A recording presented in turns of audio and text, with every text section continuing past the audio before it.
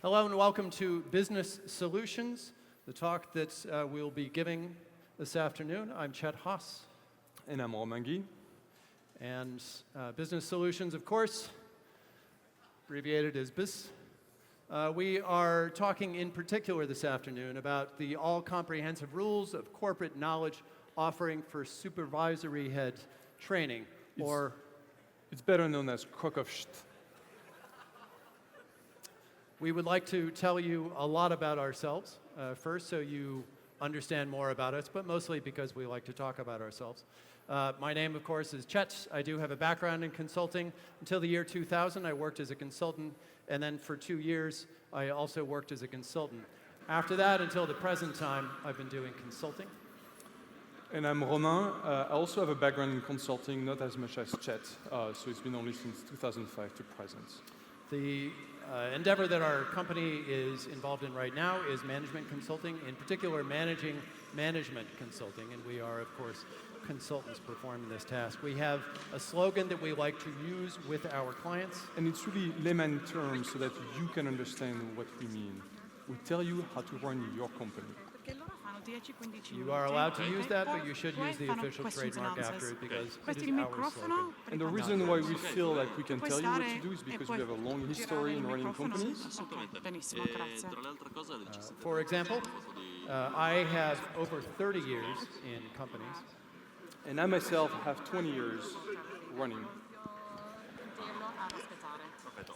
All right, so the talk today centers around what can you do to make your business more effective and more productive. And we've found the aspect of culture or cultureness to be most effective in affecting business, right? It all works together. Now, there are different aspects that we're going to explore this afternoon. There is the toolness of business cultureness, the productness, how you actually deal with the products, and the way that you manage them, mindfulness. We're going to get into this later. Taking care of ourselves in addition to the rest of the people that don't matter as much. And finally, managementness. What can we do to manage the culture in the office and the aspects of the environment that we all work in to make sure that we're all at our peak productivity?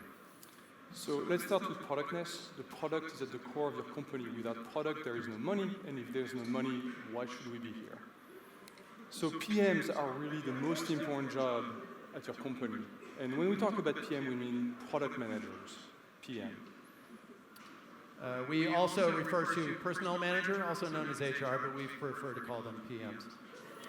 We, of course, also mean process managers or PMs. Program manager, very important job, referred to as a PM. And let's not forget about the project manager, also called PMs. So those are really important. Their job is to stand behind the engineers and ask them, are we there yet? Are we there yet? Are we there yet? Are we there yet? Are we there yet? Until we're there yet.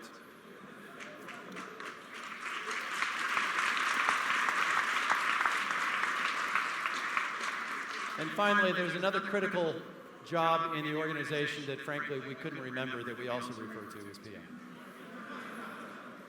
So let's talk about toolsness. So managers are tools, but they also use tools. And today I want to unveil something we've been working on with JetBrains. It's something that we use internally at our company, and we feel like you should look into it. We call it Minions Studio.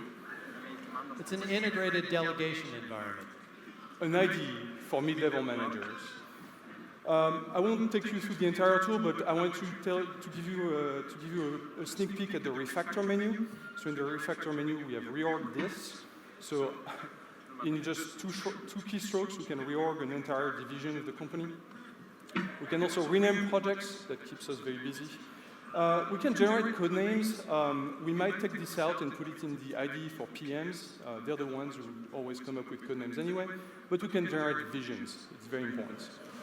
We also need to take care of our people, so we can move them between divisions.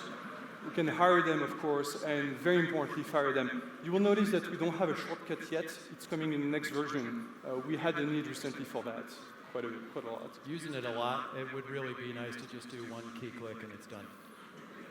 Of course, managers do a lot of meetings. We have menu for that. We also need to inspire people, and we'll give you an example. So we have an inspiration generator. We can pull members up or push members down. You might know those operations as promotions and demotions. And finally, we have the possibility to internationalize a team. Some people call that offshoring or outsourcing. We prefer this term. Let's talk about mindfulness. We need to take care of ourselves. We ostensibly are paid for taking care of other people in our companies, but really we should only care about ourselves. So what can we do to take care of ourselves? There are several different techniques. I'd like to have everybody join me right now in a very important one. It's a breathing technique. So if you can, breathe with me, breathe with the slide, just slowly.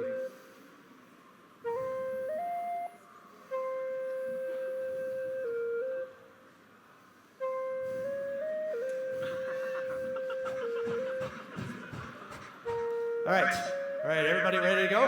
All right, let's go on to the next mindfulness thing, which is about meetingness. How can we have the most mindful meetings possible? It's important when you are in a meeting with other people and you, let's say, don't understand what they're talking about, or you're just getting bored of what they're saying, you say, do you mind?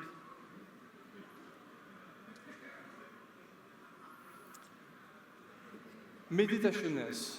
So mindfulness is about caring for other people, but you also need to care about yourself. We live stressful lives, and we need to not forget about what's important in our own lives. We have families, we have friends. You know, work is not everything. So make sure you spend a lot of quality time thinking about money and promotions. Feng Shui-ness, of course, is creating an environment that's going to be most optimal for the ecosystem, for your mental and emotional state. We think really hard about this. We prefer, for example, open collaborative environments versus closed off offices, which is why we use cubes like this. We also think about the decoration scheme because everything that you see around you heavily affects your state of mind and how productive and happy you can be in your own life, which is why we decorate our office like this. Let's talk about managementness. Management is extremely important. They define the office culture and the office environment. So we want to share with you some of our processes, tools, and techniques that we use for effective management. The first one is org chartness. The org chart is extremely important in the company. It tells you who is your boss, so you know exactly who you should be talking to ask for permission for something. And we believe in transparency, so it should be easy to find the org chart. But what we found out is that at most companies, it's extremely difficult to find the org chart. I'm sure most of you don't even know where to find it at your company. So we'd like to introduce a new process, the Real Reality org chart. And it goes like this. So this is your office. And you can notice that the floor is a slope. Therefore, we can install desks. And to the left, we put the junior employees. And to the right, we put the senior employees. So at any time, you know who's the boss, because you can just look to your left, and anybody who's physically above you is a person that you should respect and listen to. Of course, you need managers, not just engineers. So to save space and also physically embody the org chart, we use bunk desks. After the managers, we can put the directors, and finally, we have the VP. Of course, all those people need chairs, so we put some chairs. And when you join our company, we give you a perk. We give you a company-branded wedge. You can sit under the chair, so that the chairs don't roll all the way back down. At first, we didn't have that. It was a big mess. It didn't really work. Of course, the managers get taller chairs, and you can find the VP easily by this very, very big chair. We have to tie all the desks together to make sure the company doesn't fall down. But it's also a physical representation of the information flow throughout the company. And it's very nice because we give every employee a little hook. So when you want to pass a memo to someone else in the organization, you can just hook the memo to the information flow line. And it will go down the org chart until it is properly filed where it should be filed.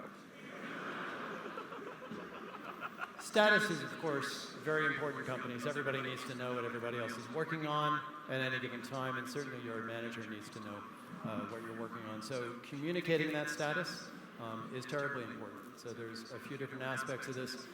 First of all, we feel that there's no such thing as too much communication.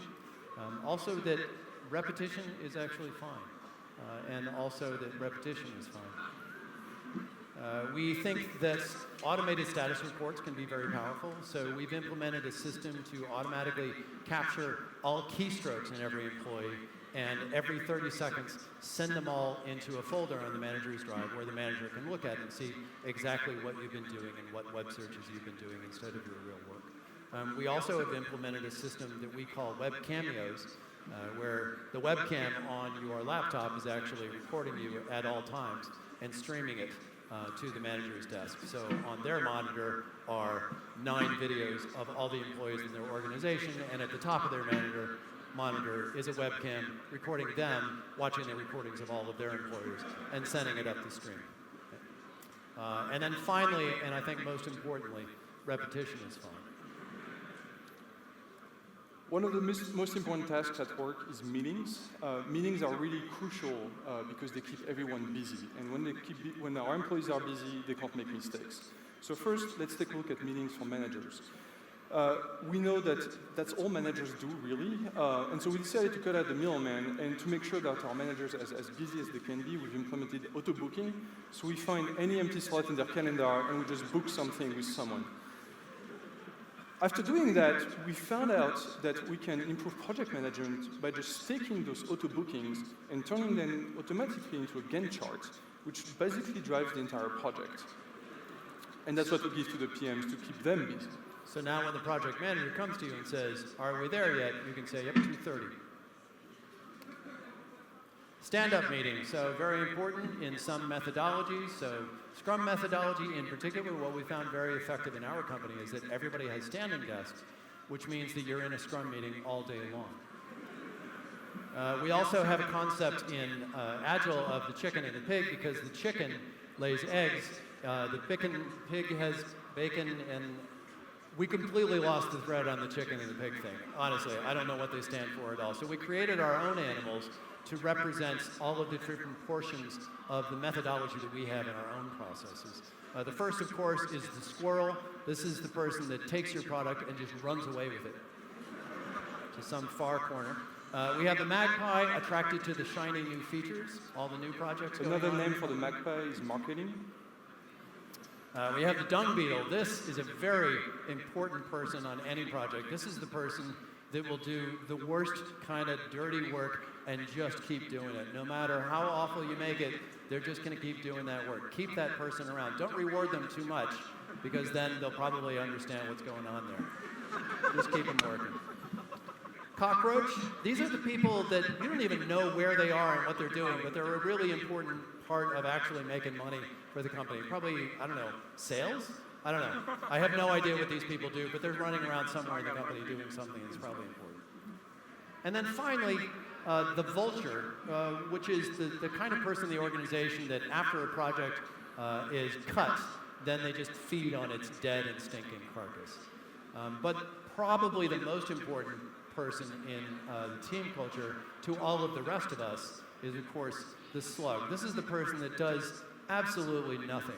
Zero productivity, horrible person to count on the organization, except for twice a year during the performance review period. This is the person that makes everybody else look fantastic.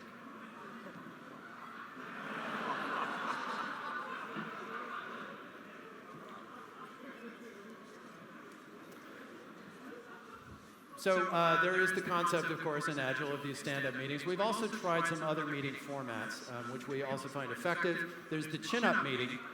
In this one, instead of standing up, everyone needs to hold themselves in a chin-up at the table with their head just poking above it. It really limits the time on these meetings. Stand-ups can go on for a very long time. Chin-ups, 2 minutes tops. We also tried close-ups.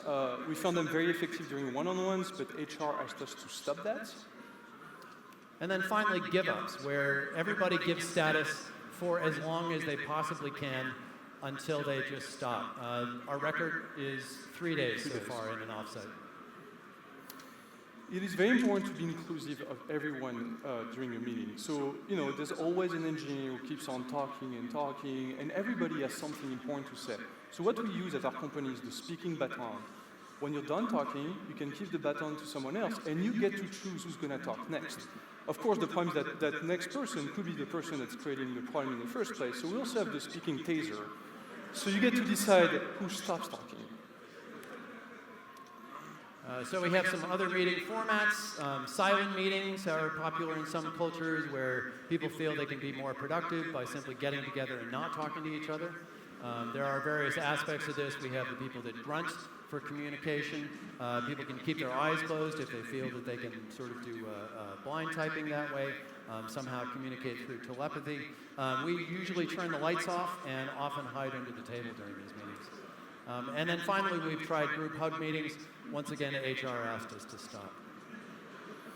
So we like to inspire the employees, especially the engineers, so we like to leave little notes throughout the office with very short sayings that we hope helps them become better.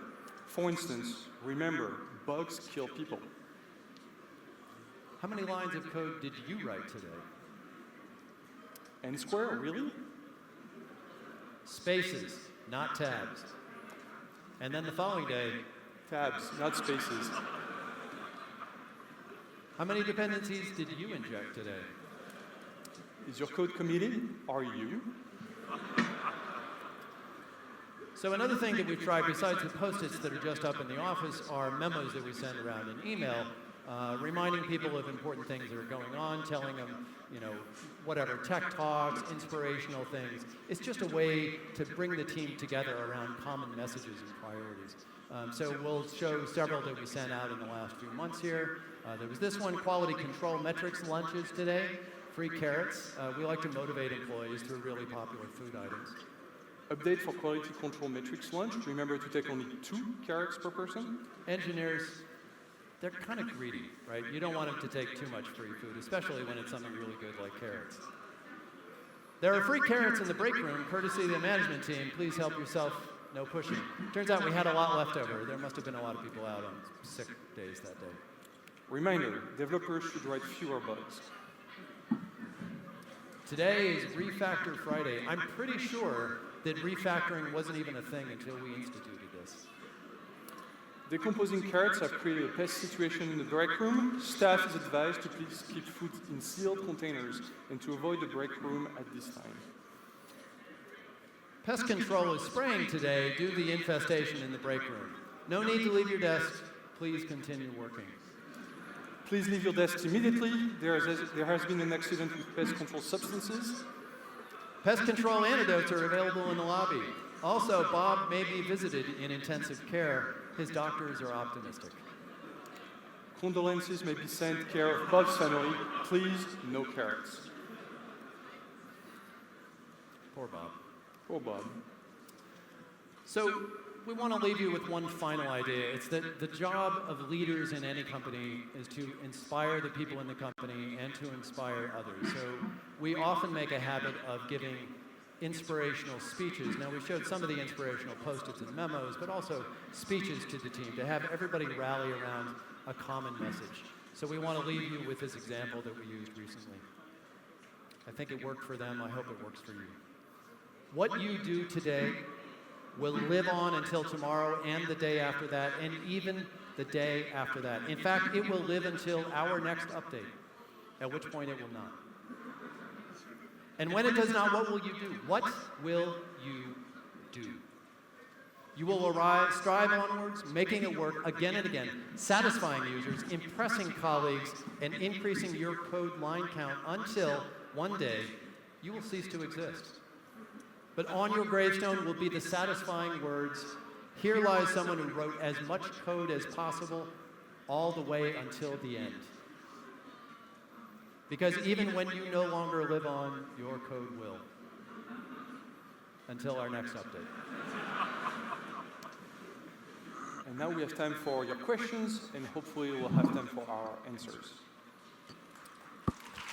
Thank you.